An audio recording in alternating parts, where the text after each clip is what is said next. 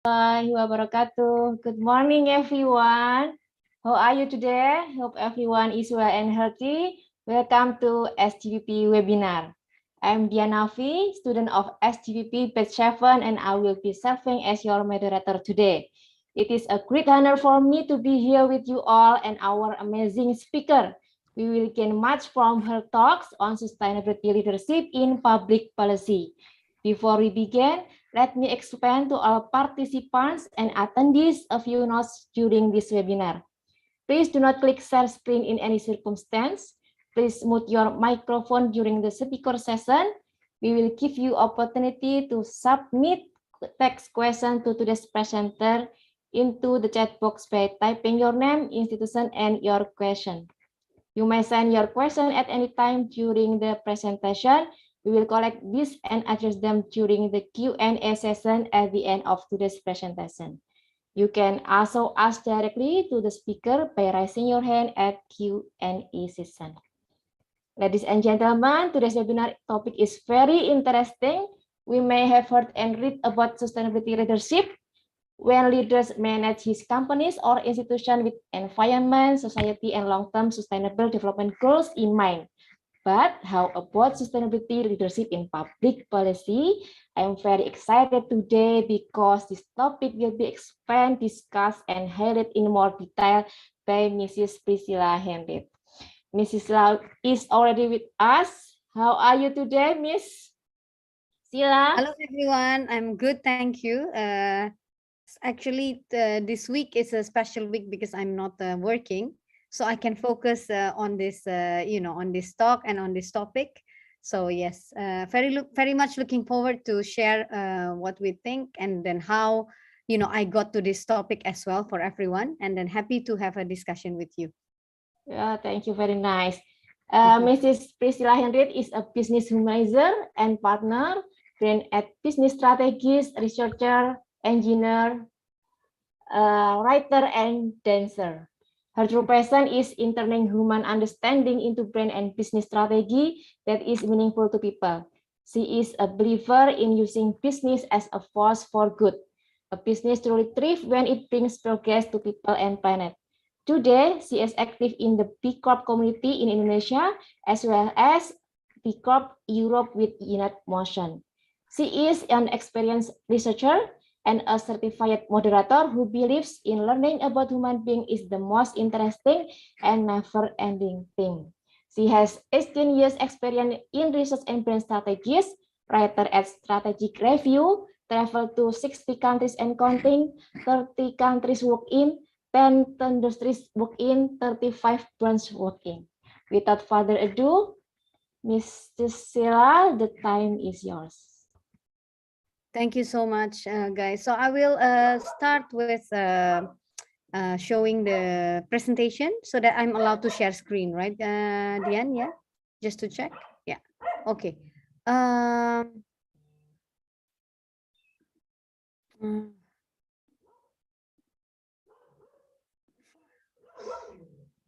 sorry, just trying to do this.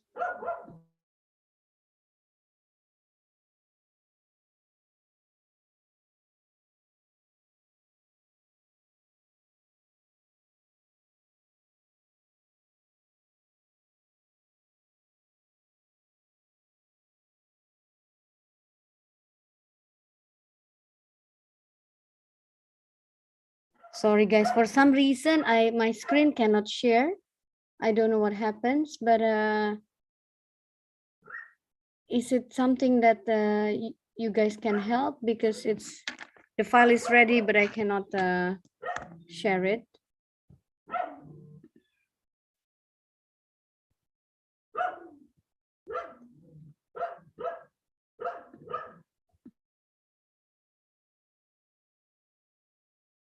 What I can do, I can try to, oh, okay.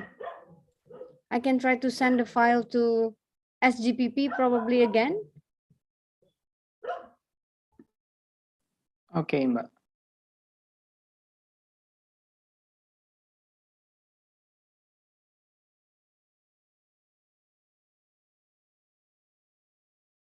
I think we can start showing that while I'm updating the file, because it gets until a while until we do the update slide. So I did update a few slides for examples, but I think we can start anyway.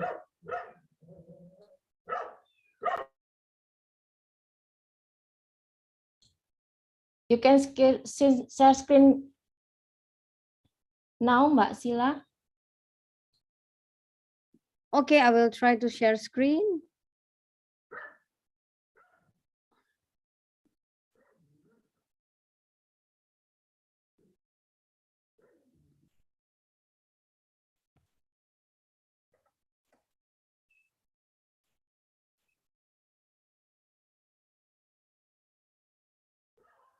I don't know what's happening, but it does not.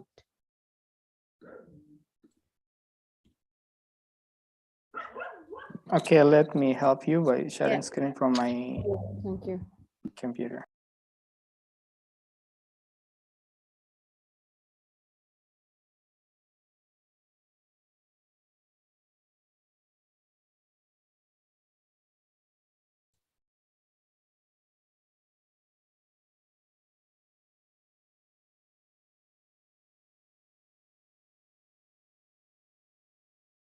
Thank you so much. So let's start this very soon, guys. And apologies for the delays. So why today I think the world has evolved into becoming more conscious about how do we contribute to the sustainability development goals. And I think it's very important that in my job today, I've been working with corporations and companies to ensure that companies, through their brands, through their work and initiatives, going into um, work that help people and planet to be more conscious with their action. But on the other hand, working with corporations is only working on one leg.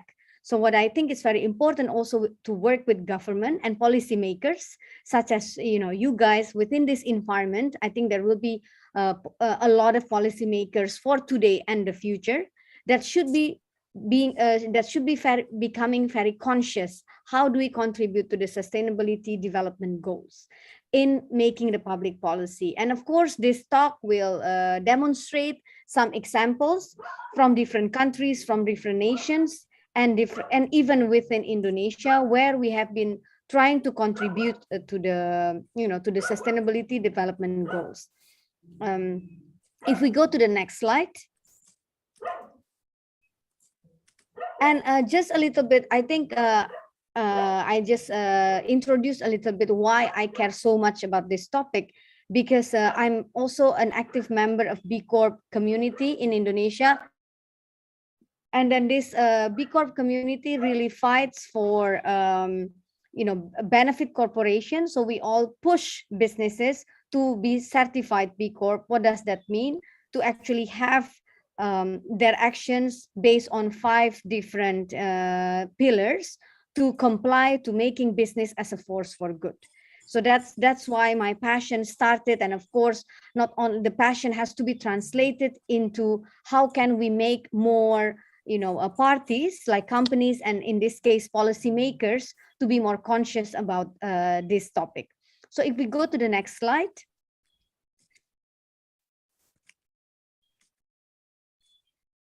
Yes. So there are 4 different chapters that I would like us to have a look. The first one is the government and public trust and the reality today, and of course, how do we look at this policy making using sustainability development goal framework. So then there is a framework of thinking where we are policymakers of today and tomorrow can look at making policies in a very structured way. And of course, the last one, very important part that we would like to have a discussion and have a chat about how to make it happen. And hopefully, this discussion will become lively. I will try as much as possible to give at least half an hour for this, because then I hope, people will be encouraged to talk and to ask questions, because when we start verbalizing our thoughts, that also when we start wanting to put things into action.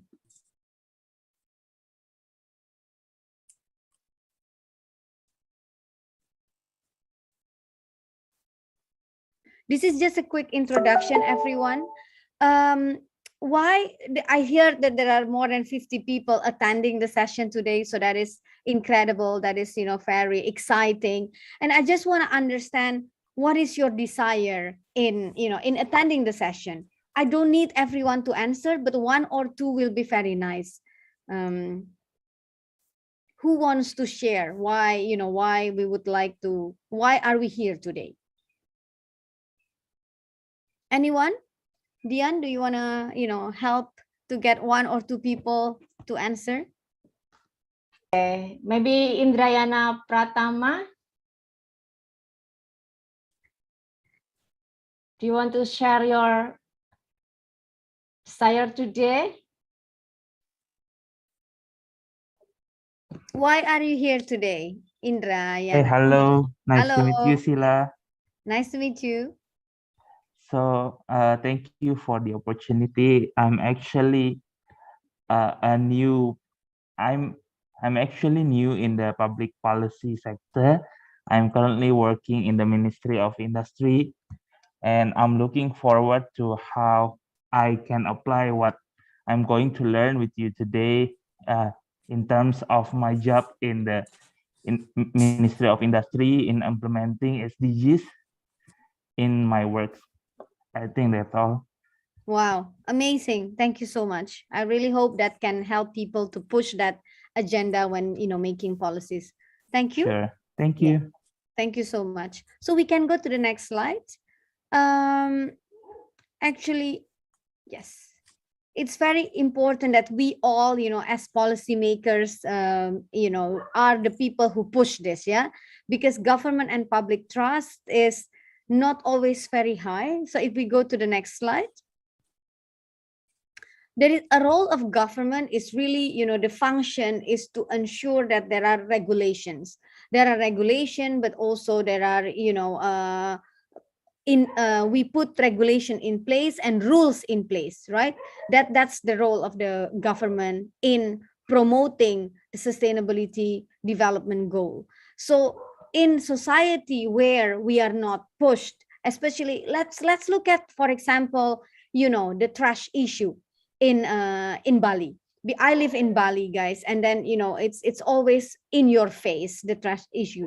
Such a beautiful island. On some season, the beach, not only the beach, but the beaches are full of trash. So if the government does not put a structure and infrastructure and policy around this, that can help, of course, people within their culture, within their habit. We need to be able to develop habit or microsystem. Then that issue will never be solved.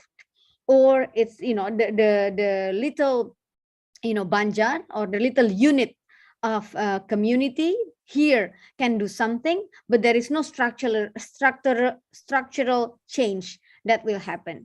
So the function of our government here, if we start from the top, it's really to maintain law and order.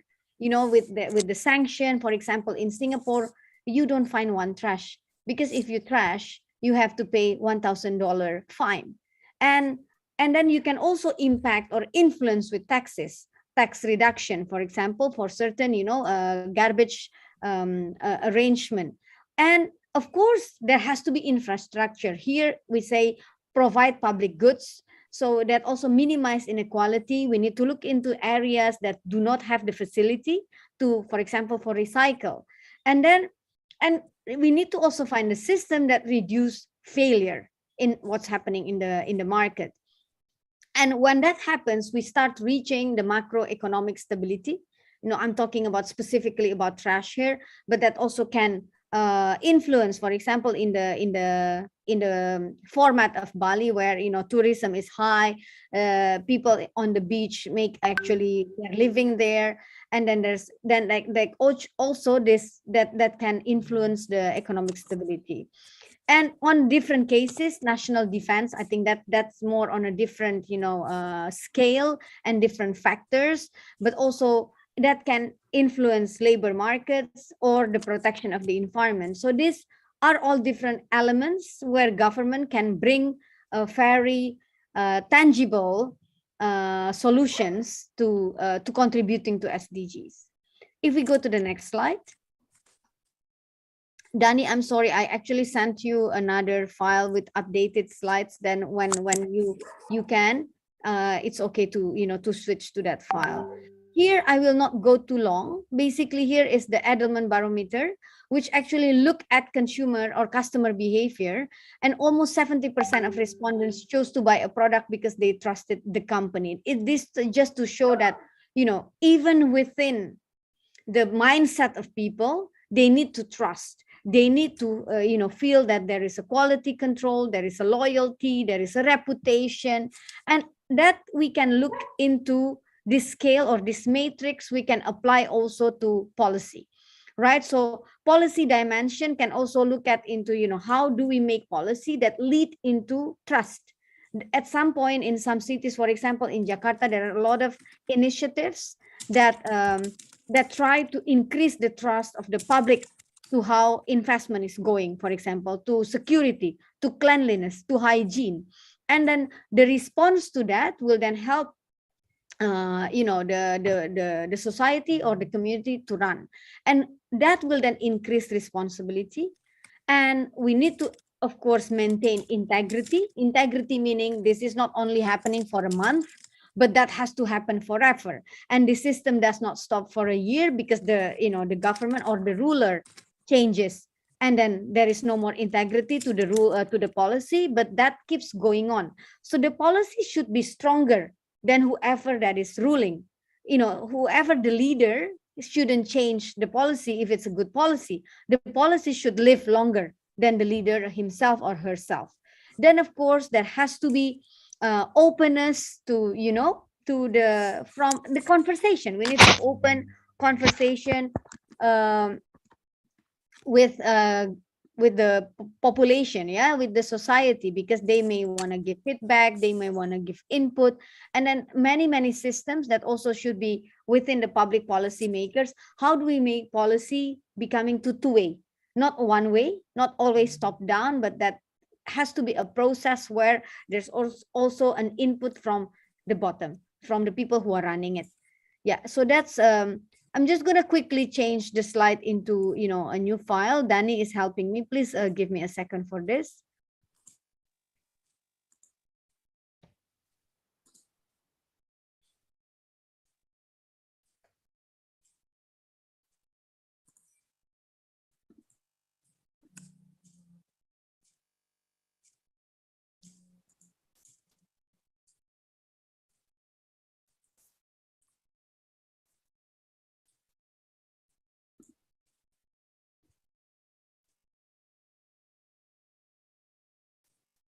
Is it working? Yes. Okay, thank you.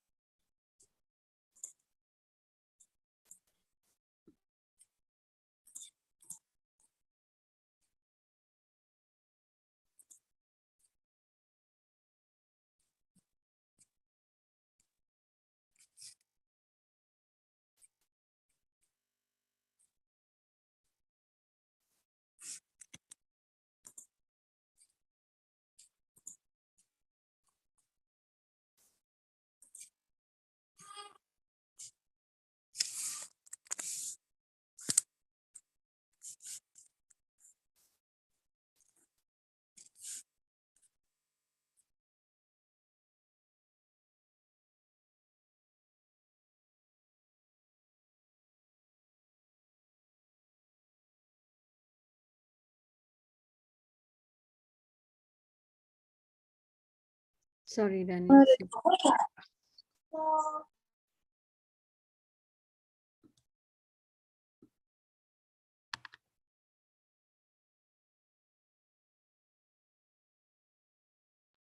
Okay, thank you. Yeah, we'll just go to the slide before to close it, and then we move forward.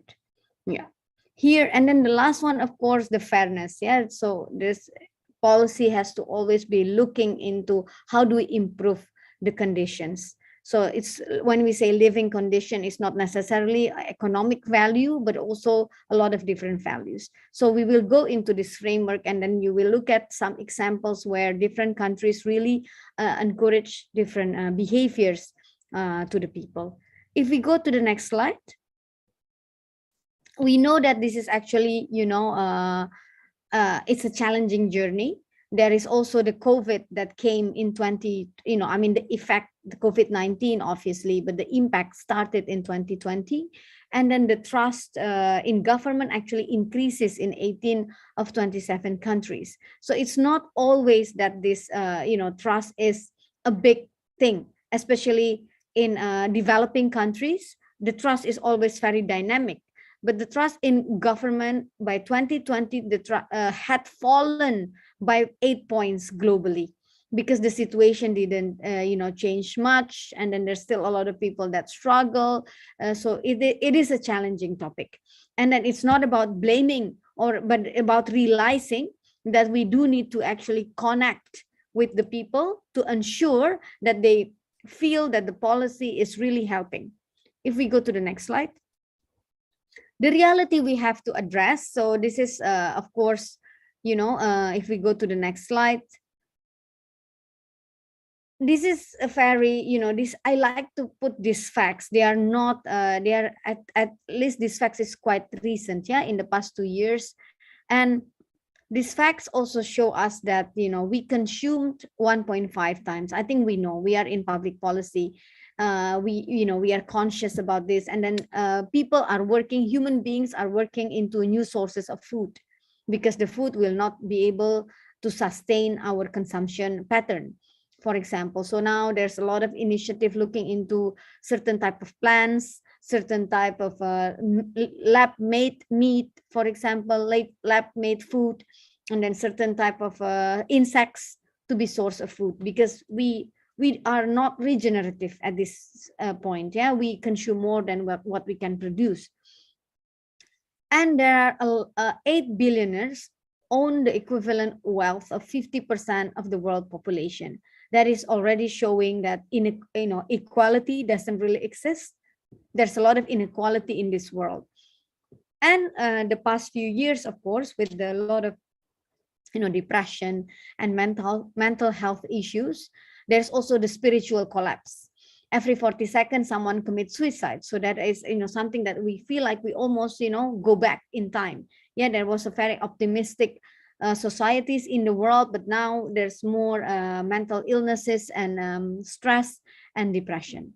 So with all of this in mind, if we go to the next slide, we again, guys, what I want to ensure that we are policymakers.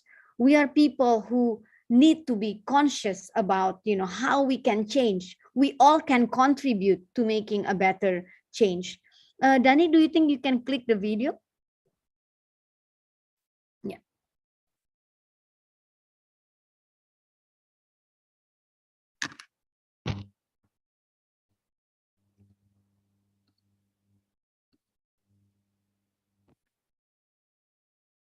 Let me express my deepest gratitude for the privilege of addressing this convention. Tonight is a particular honor for me because, let's face it, my presence on this stage is pretty unlikely. My father was a foreign student, born and raised in a small village in Kenya. He grew up herding goats, went to school in a tin roof shack. His father, America, that shone as a beacon of freedom and opportunity to so many who had come before. While studying here, my father met my mother. She was born in a town on the other side of the world, in Kansas.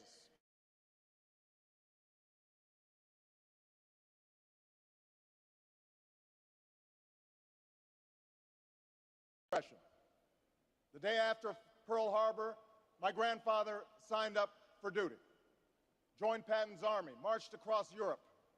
Back home, my grandmother raised a baby and went to work on a bomber assembly line.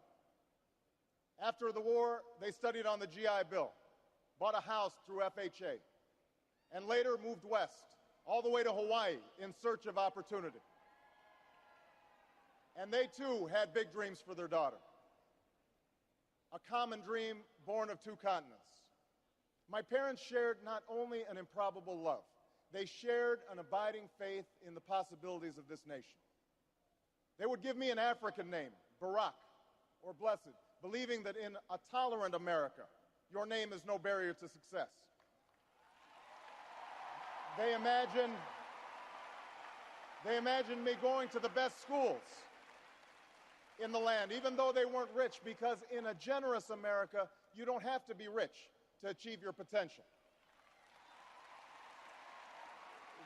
They're both passed away now. And yet I know that on this night, they look down on me with great pride. They stand here, and I stand here today, grateful for the diversity of my heritage, aware that my parents' dreams live on in my two precious daughters. I stand here knowing that my story is part of the larger American story, that I owe a debt to all of those who came before me, and that in no other country on earth is my story even possible. I think we can stop there just to see the point. Yeah, Danny, thank you so much. So if we just to think about this, guys, that when I said that we are policymakers, we are going to have an impact, and whatever the contribution that we bring we need to dream big. We cannot think, oh, whatever I'm doing is not going to be impactful. In fact, be the next Barack Obama. We don't have to be a president to make an impact, guys. We need to believe in what we do, in little policy that we are doing. That's why, in every little thing that we want, people can contribute to the better. So believe in your role. I said the same to students that is not even in public policy. I said to students that are, in general university, and I said, we cannot think, oh, whatever I'm doing is not going to be impactful. In fact, so there is a delay a little bit, but then I said to the general university students the same. Think about who you are. Not so many people, Indonesia, I think, has less than 20% of university graduate. So that is also a very important realization, right? That we will become leaders in whatever we are doing. And in this environment, today, we are going to be leaders. We are going to be policymakers. So understand that you will have an impact. So this is with this in mind, I want to move to the next slide and to show how countries and how framework of thinking can help us to actually push again the SDG in policy making.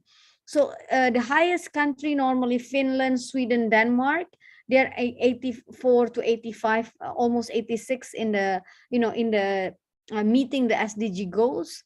And then these are very much European countries, guys, because they are always very conscious with making policy, with how do we contribute to this, to the SDG. And if we go to the next slide, let's think about how can we, Indonesia, one day be also on that chart, yeah? So the leaders of business, actually this is what we call as the triple bottom line. And then it's a thinking in business, but also can be a thinking in public policy. How do we bring impact? We call this profit. We can change, probably not profit in public policy, but we can think about benefit. How in our policy, we push the benefit for the society, societal benefit, and how do we push the benefit for the environmental? Yeah, it can be different topics. It can be about poverty, gender inequality, discrimination, food insecurity, low education level, can be any topic that we think, our area of expertise, our area of focus can push. So for example, the industry, how does the industry can help, right? Indra before was sharing that he's going to be, new in this Department of Industry, but one day he's going to be more active in making policy. How can industry help in, for example, poverty? Or think about discrimination. Can we think about disabled people who can become more active as part of the industrial, generation? And on environmental, of course, there's so much here. In Indonesia, there's a lot of waste management that has to change, water, and then, carbon footprint. I don't think Indonesia is even active, in calculating the carbon footprint. How do we actually reduce pollution? So there's not much policy or awareness being pushed in this topic. If we go to the next slide, let's talk about SDG. I was a little curious before I show the framework. Are we all conscious about the SDG, guys? Can I have one person to interact a little bit? Are we conscious about SDG? Do you know what these are? There are 17 goals, but do we know this, or at least one or two? Who wants to give an answer? Yeah, please somebody raise your hand or just speak up. You can just Raise your hand. Yes. one name, yeah.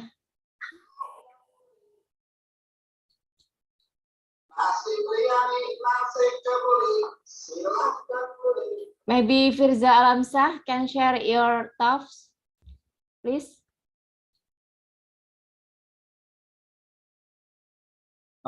It's quite interesting when we talk about sustainable development goals. I work on NGO, Miss.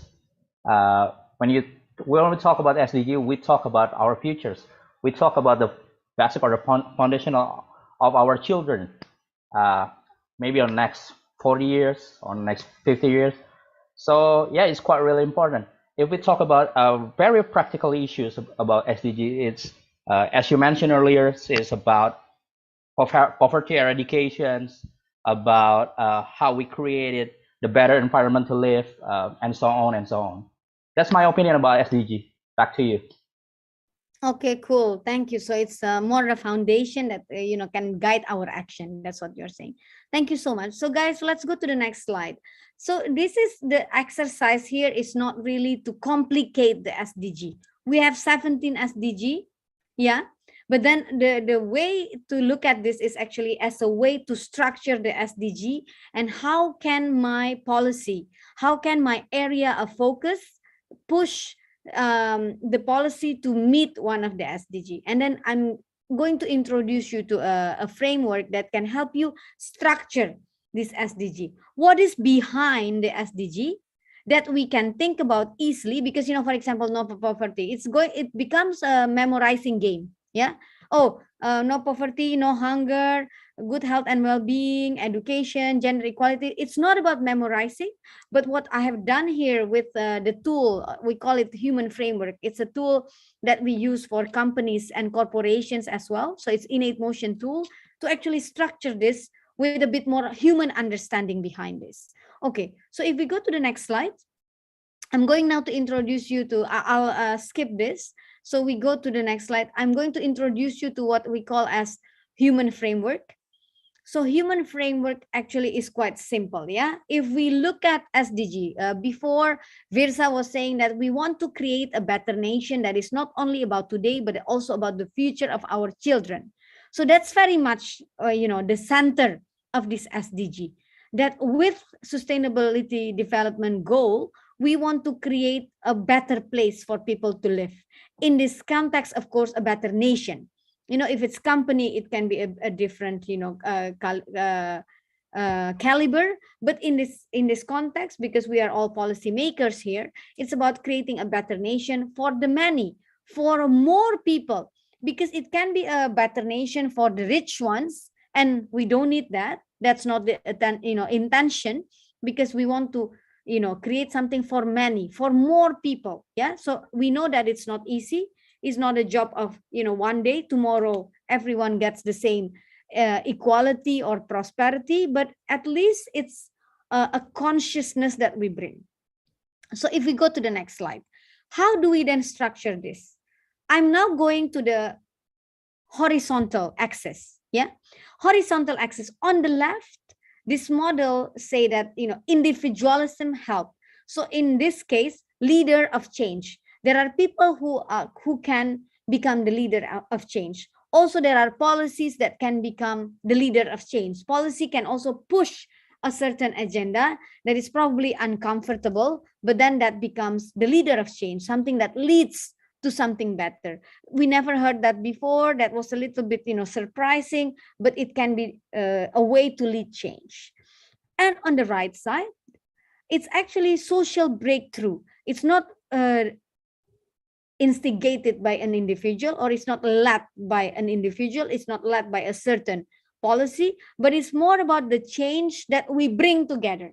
Yeah, social breakthrough here, something that, in the society can happen in more people. There are the collaboration. It's not only one, but more collaboration happen.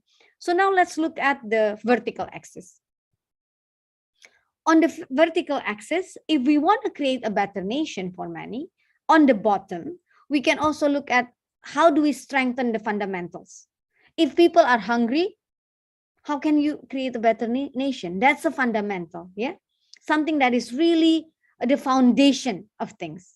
But on the other hand, on top, we can also look at how to create a better nation is by accelerating growth.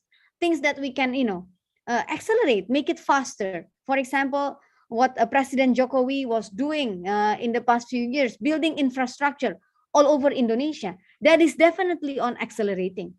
Yeah, because things can happen very quickly. Although the strengthening of the fundamentals can happen slowly, but there's also things that we can build in parallel to actually accelerate growth. So if we put this framework together, if we go to the next slide, yes. So we can look at, now I want you to look at the center. We can create better nation for the many by leading, leader of change, by being the leader of change, or by pushing social breakthrough. But also we can, how do we do that? Strengthen the fundamentals, or we accelerate growth. And if we go to this, spaces, there are 6 spaces that we have identified here. How do we do that? If it's about accelerating growth and social breakthrough, we can empower community. Or we can uphold impartiality. Impartiality meaning there is no differences. Partial meaning that I'm taking one side. Impartiality meaning we need to always give it for more people. Yeah, it's all about not taking sides. It's for the majority. So uphold impartiality. And then on the blue part, we can also build prosperity. So it's about, building, giving jobs, economic equality. How do we open opportunity? And then on the green is about pursuing mastery. There are areas where we are already good, but good is not enough. How do we become better? And from better, how do we become excellent? So we keep pushing our ability to be better. On the left, on the purple side, encouraging excellence. So we also can, not only pursue from good to better, we can also say that we need to encourage excellence, something that we are already good. For example, we are already policymakers. How do we actually make policy that is meeting sustainability goals? This is about encouraging excellence. Yeah, this is about making things beyond good. This is about making things should be excellent. So it should be, top class, world standard, for example. That is, how do we keep pushing that ability? And then the last one is, of course, about enabling possibility, something that hasn't happened before. Think about Elon Musk and the mission to Mars. Yeah, this is something about how do we open tomorrow to something that has not happened before, to something that is new, to something that is breakthrough. Gojek was one of the truly breakthrough idea.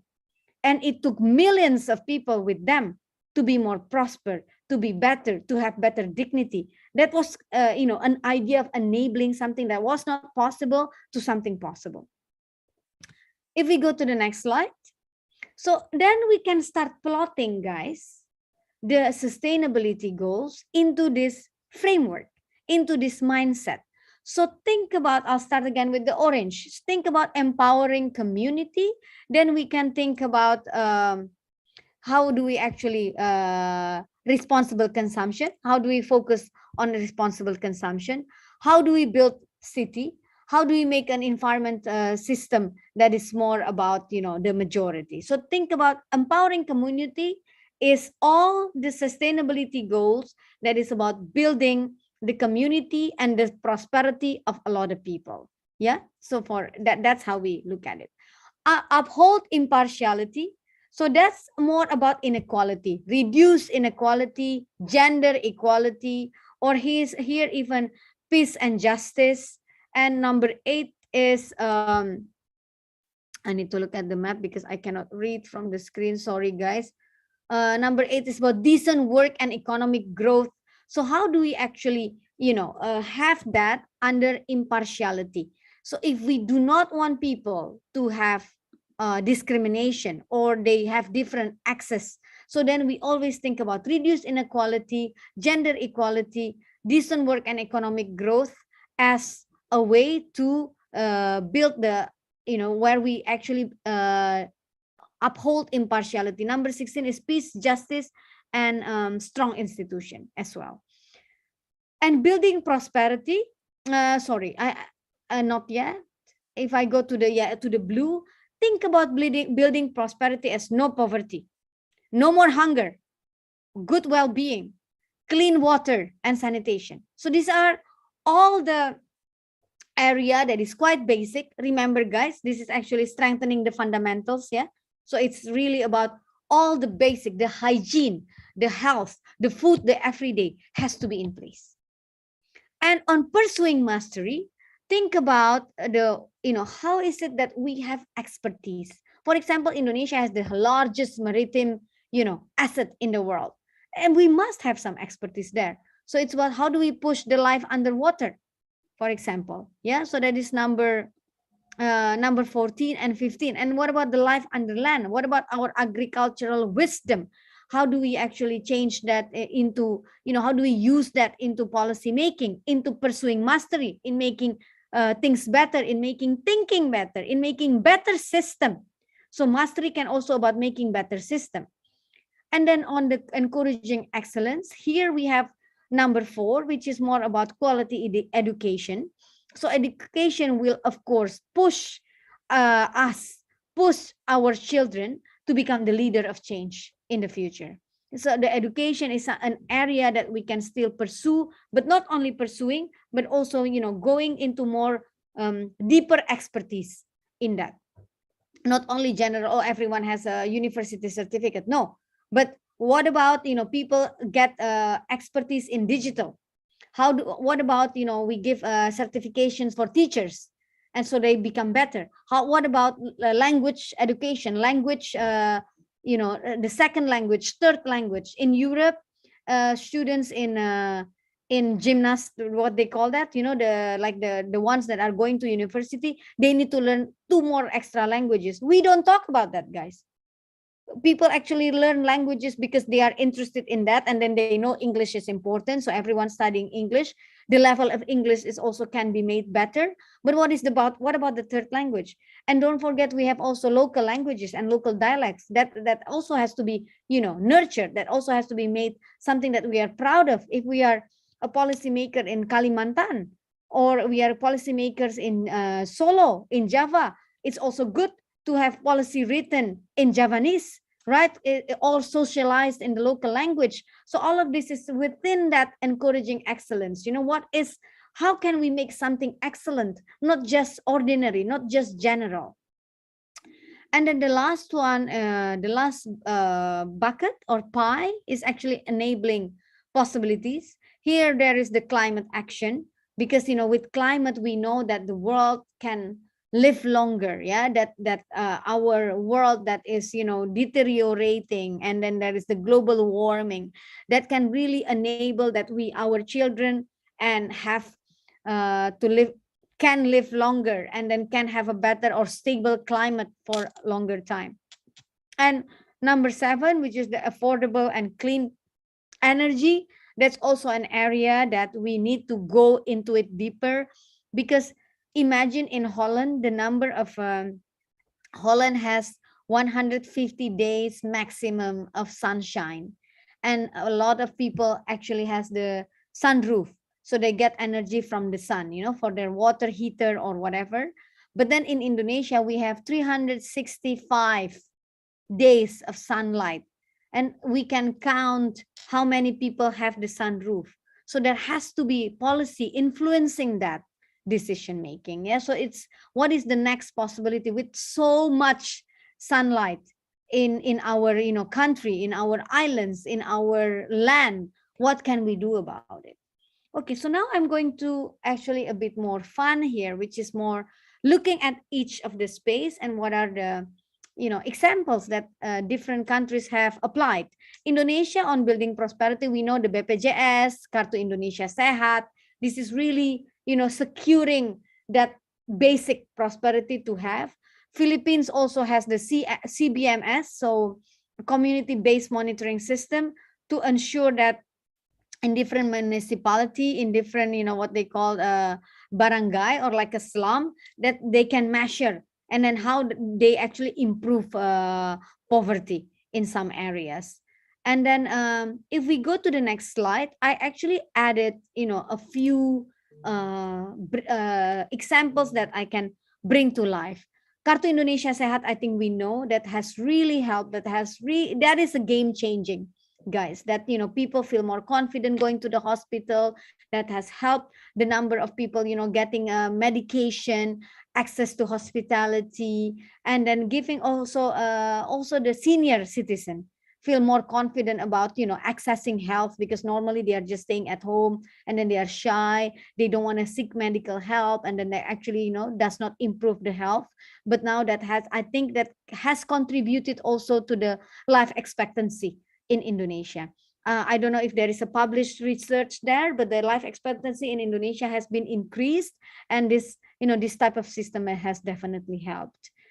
And there is also the Australian water system, and this is an area where actually they know what are the all water projects in the country. People can donate, people can contribute. So the water association is really to preserve, because Australia, as we know, with the situation of nature there, they are also at risk on water, and then they do this as an initiative that people are very much conscious about. And if we go to the next slide, pursuing mastery. Yeah, so this area, as I mentioned before, is really about how do we push our knowledge, our expertise, our wisdom. We have a lot of wisdom in life on land, agriculture, in the maritime, and how do we actually, for example, in Philippines, they have a coastal and marine ecosystem program, so that also educates local people on how they can be part of the conservatory. I think Australia is always leading in this type of area because they are very conscious about the sustainability of their nature. So, and also on the forest industry, how do they actually ensure that people with work around the forestry can have a better or a more just income and pay. So if we go to the next slide, the example of I mentioned that before, growing a better Australia is really looking into the different natural assets. So for example, in the area where there is the desert, so how do we actually, preserve the desert, but also making it a nice stage for the world, people can visit, but environmentally consciously, so then they don't ruin the desert, but visit with responsibility. And that also can help people within the area to have opportunity for business, for better income, but also to introduce how unique Australia's nature is. And animal welfare, I think I do want to mention about the right one, the example in the UK.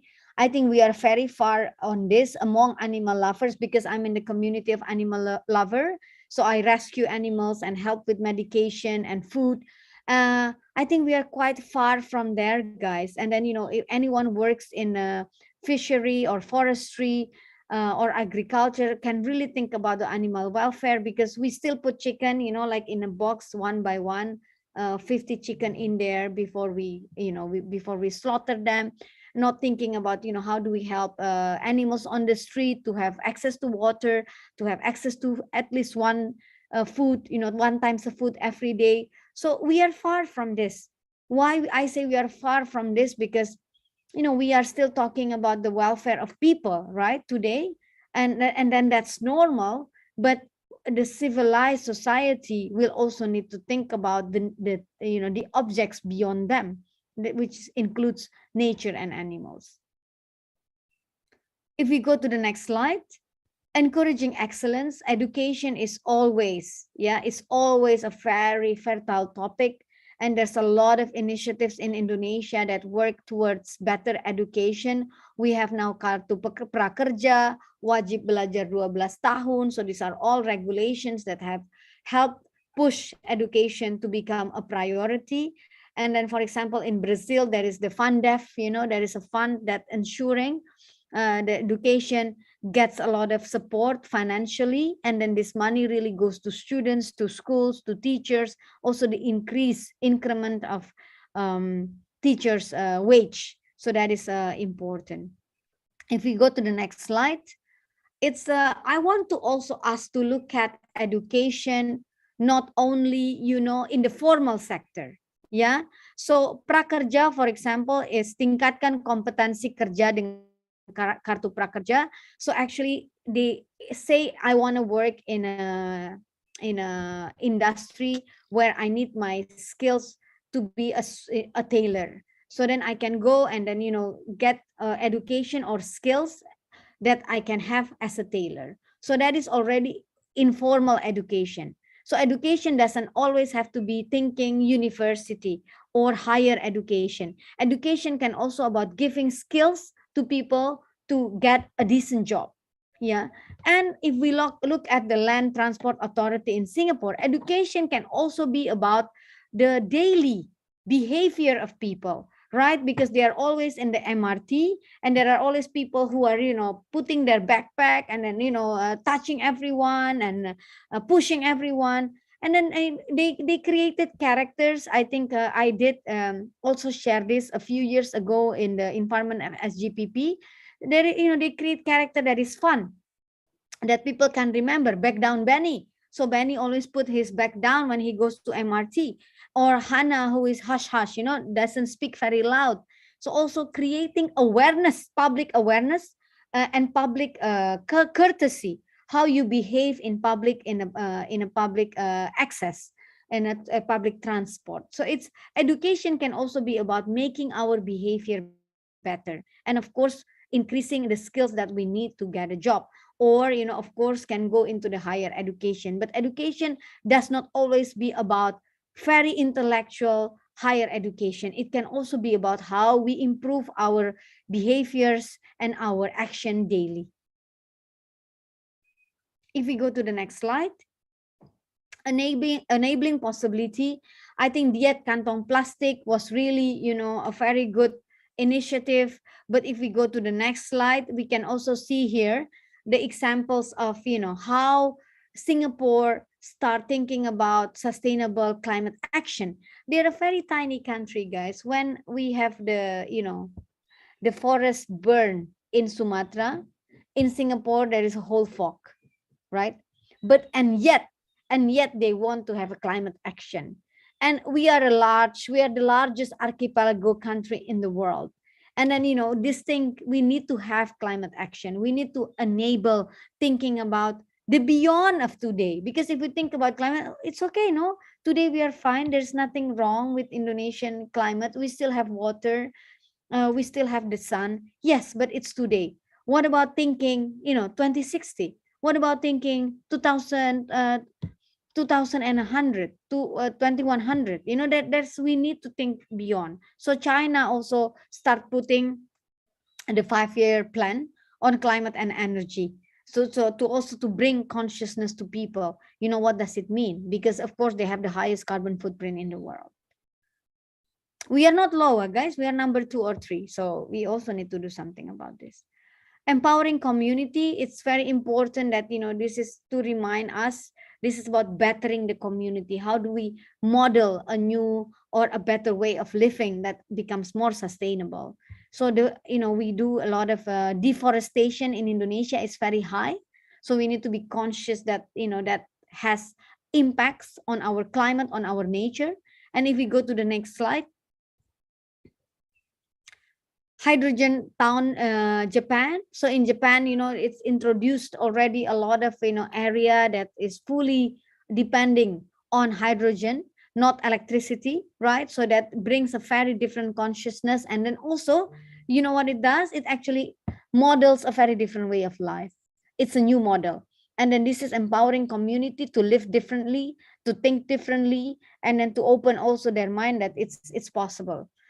And e-waste management, working towards a zero waste nation, it will be an easier challenge for Singapore because it's a smaller country, but still, it's a tough initiative. And then if imagine if in Indonesia we can start doing industry by industry, city by city, village by village, and then that can be something that we can achieve. Yeah, so e-waste management, zero waste nation. So that's an area of where definitely in Indonesia the issue is a lot. Uphold impartiality. We know about the laborers. We know about the better wages for laborers. We have in Indonesia kartu nelayan, undang-undang perlindungan nelayan, budidaya ikan, petambak garam, also the seaweed farms.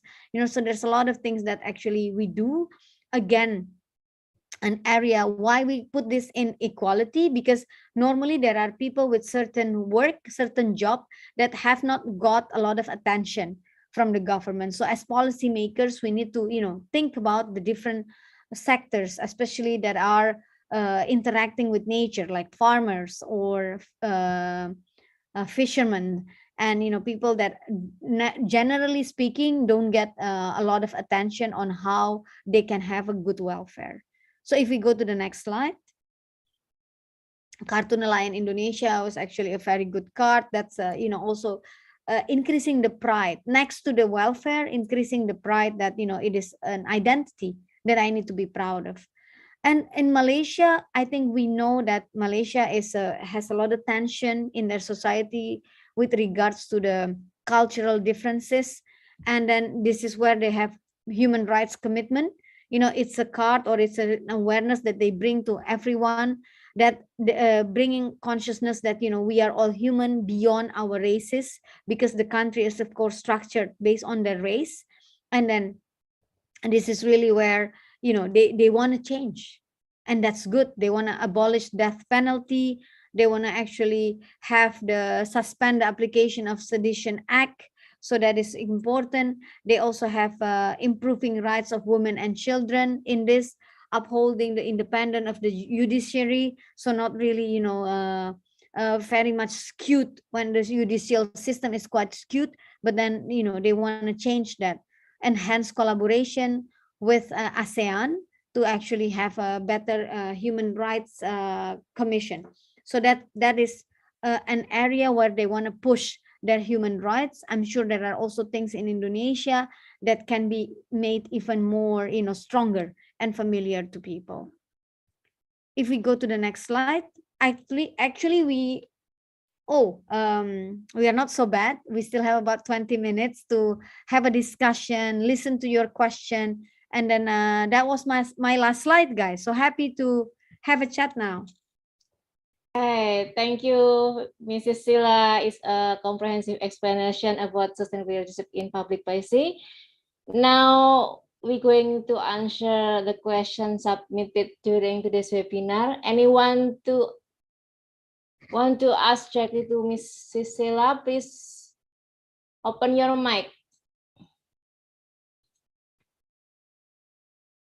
Any question from YouTube, Pak Dhani?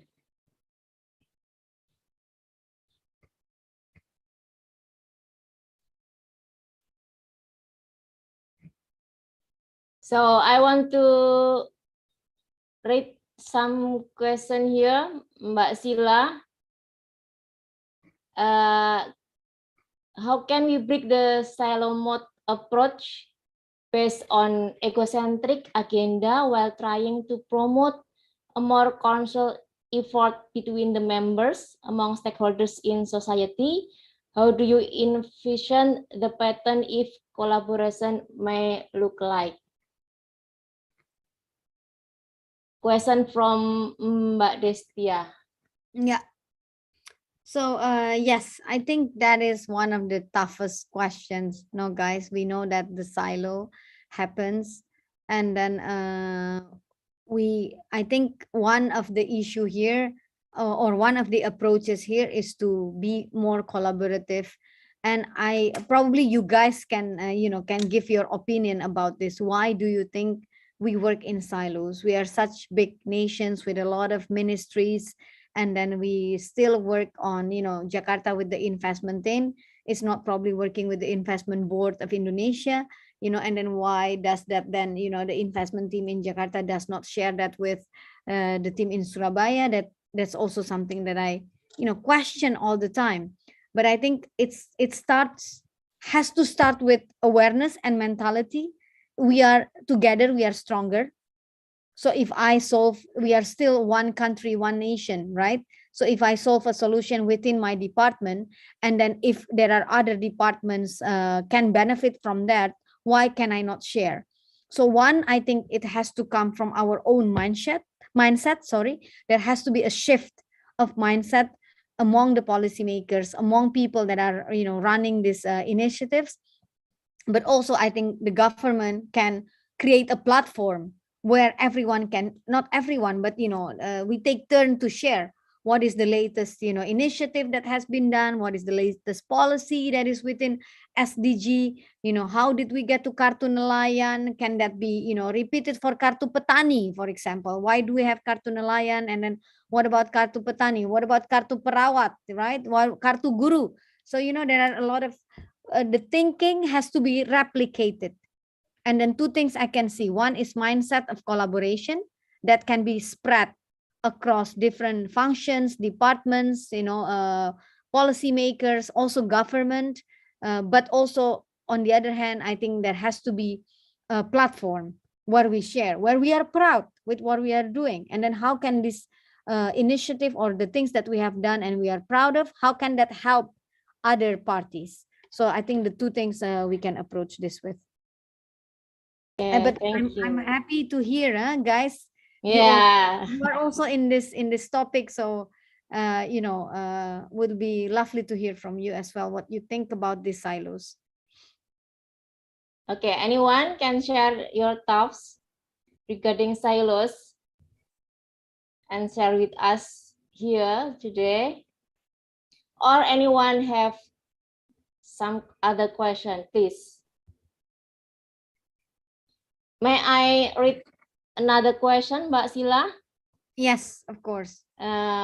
What is your opinion about the notion of drawing the lived experiences generated by the grassroots in formulating a well-informed policy? I'm sorry. Do you mind copy pasting that question? Okay. Yeah, Diane, so I can read it. Yeah. Before I saw that she was gonna speak. Yeah. Did you want to share your opinion in the meantime?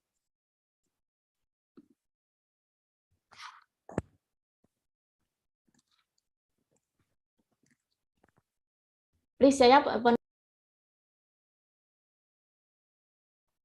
Yeah, Yaya was like unmuting herself. Did you want to say anything, Yaya? Okay, so for the question, in the meantime, I will read again, yeah, guys, just for my understanding, so I'm not I don't get it wrong. What is your opinion about the notion of drawing the lived experience generated by the grassroots formulating a well-informed policy? So I think what it means is, how do we inform the grassroots parties or the grassroots people about the policy? Because the grassroots, I think, can take policy differently, or there can be a gap in understanding. Is that the question? I guess that's the question, but happy to for you guys to correct that. So with grassroots, I think what is important is making it simple. Number one is simple, and it has to speak with the language the people speak in the grassroots areas. For example, I did mention a little bit about, how do we translate regulations or policies in Javanese? How do we make a simple poster about introducing a certain action? How do we create, cartoon characters to embody certain action? So with the grassroots, number one, it has to be simple and understandable. Because if it's a long text, people will not read it. Number one. Number two, nobody will understand it. So the socialization has to be made very easy in the language that people speak. But also we need to create, as I said before, the characters, the embodiment of these things that people can relate with. So that well-informed policy in the grassroots has to be translated. And then this word translated, the job of translation has to be, has to take into account their culture, their language, also probably making up the characters that they can relate with. And otherwise, ya Mbak, if we want to deliver grassroots aspiration, we should translate their language into KPIs. Yeah. In the nomenclature. Yes, exactly. That's also important that we translate that into KPIs. Yes. Mbak Yaya, you can unmute yourself to ask directly to Mrs.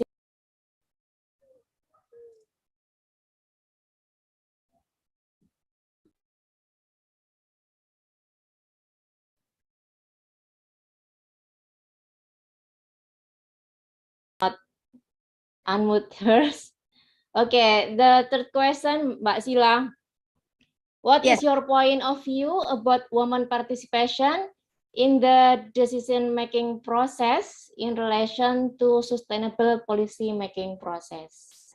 Thank you. That's a good question. I think if we are talking about the context of Indonesia, there has to be more women to be, to be a part of the decision making. It's not because I'm a woman, but because I think the woman influence always about more and more caring.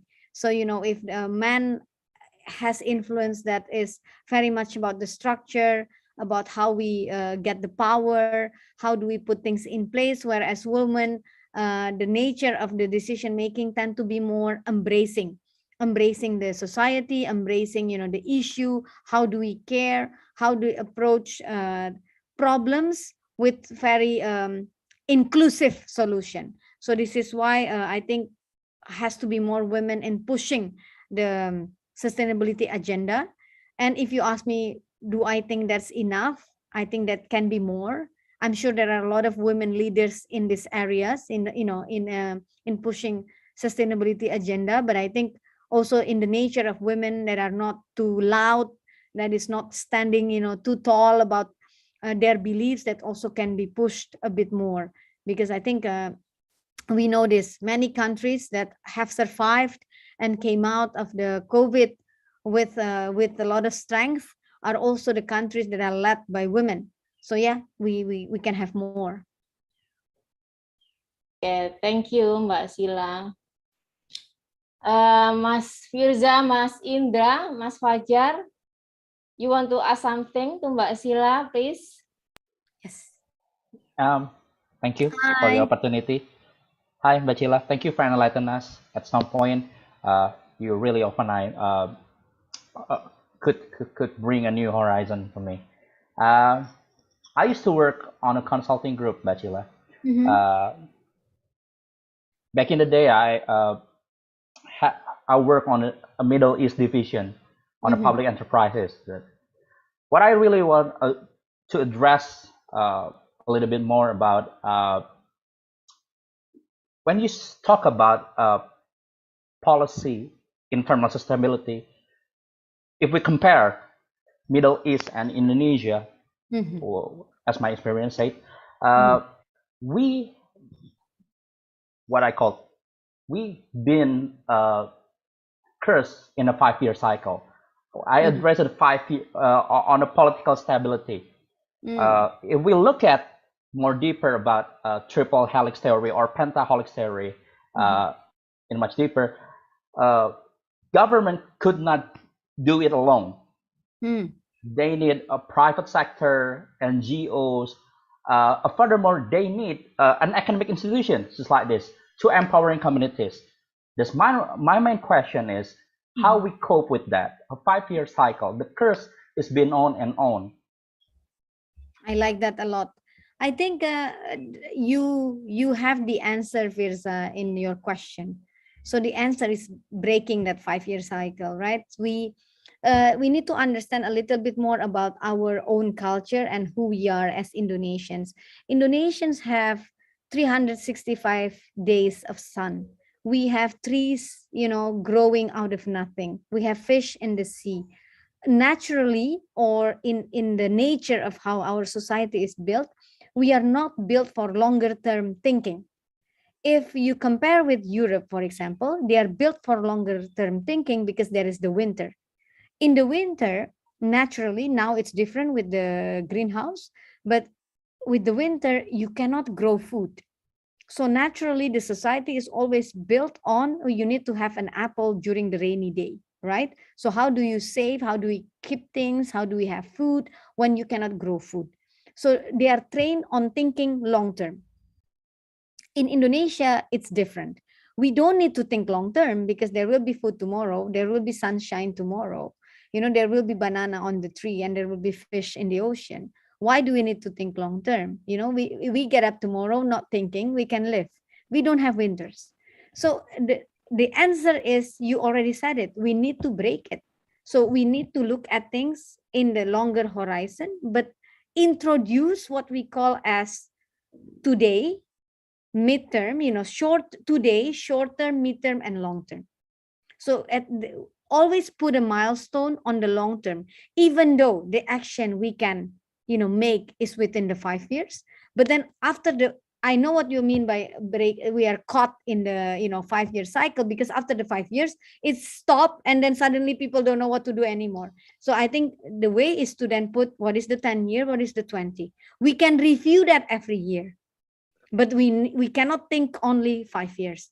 Yeah, that was good in the past. I think that was good enough. We were not so competitive, the world didn't have internet, right?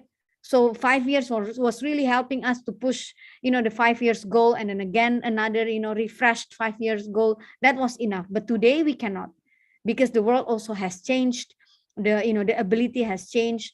So yeah, we cannot stay in the 5-year policy. We need to look at the 50-year, change it to add the zero on it, and then the transition, or make it a transformation. What if we look at from 5 to 50 years, and then educate the transformation or the way of thinking to more? That's my thought. Thank you. Thank you. Okay, another participants. Robbie, maybe you want to say something? Oh, yes. Thank you. Mbak Cecil. I was in corporation. We have ESG, environmental, social, and governance. So if we want to finance a corporation, we should look how a corporation implement the ESG. So can we integrate about this in sustainable governance rules? Yes. Of course, ESG is not very different, but it focuses on environmental.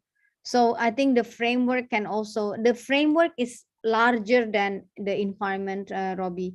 The framework also look at society, community, and knowledge, and how do we building a community. So it's wider, but the environmental goal will be part of this. How the environment contribute to, for example, community, how the environment contribute into enabling possibility. But yes, we can use the same framework or thinking, but there has to be another, how do you call it, angle to look at this. Yeah, so we just need another thought process on fitting the ESG, but fundamentally it can be fit into the framework.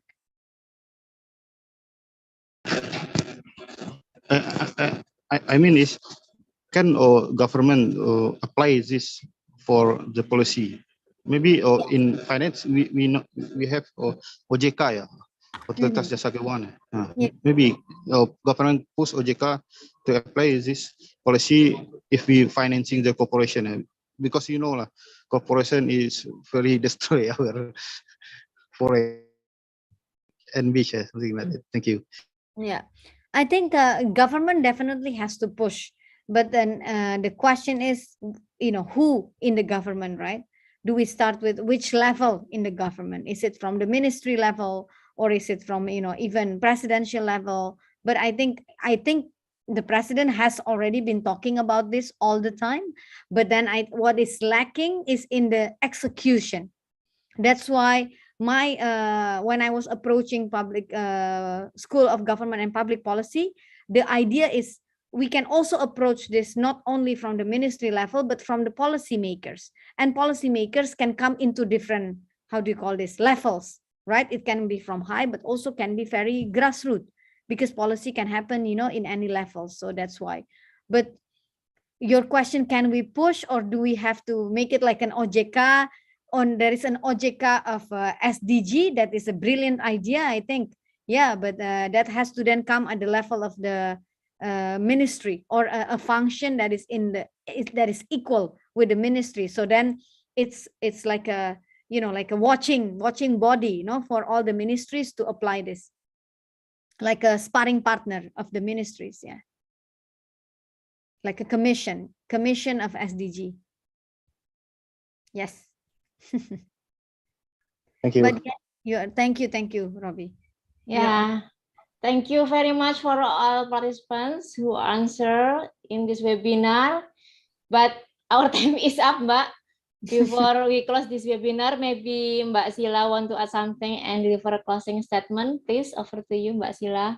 Thank you. I just want to say thank you so much, guys. And one more time, take your role seriously in, as policymakers, as people who are running their job and making influence to many people.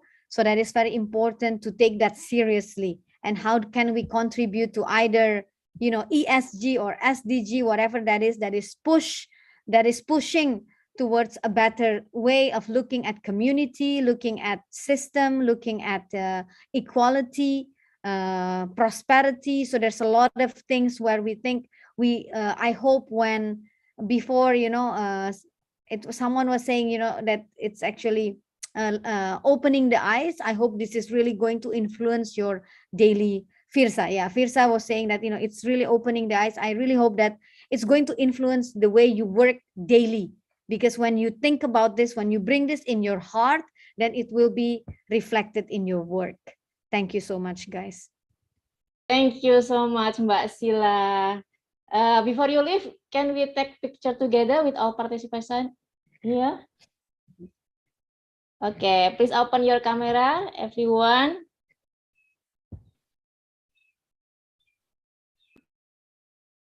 Okay. 3, 2, 1. 1, 2, 3. Okay, thank you very much. Hope this knowledge and many insight today about sustainable leadership in public policy become our mindset and purpose. So today's and future public policy makers and implementers make strategies based on this all. On behalf of the committee, thank you for joining us today. Stay safe, everybody. Keep healthy. Assalamualaikum warahmatullahi wabarakatuh. Waalaikumsalam. Thank you so much. Waalaikumsalam. Have a Thank nice you. day. Yeah, Mbak Cilla. Thank you, everyone. Bye-bye.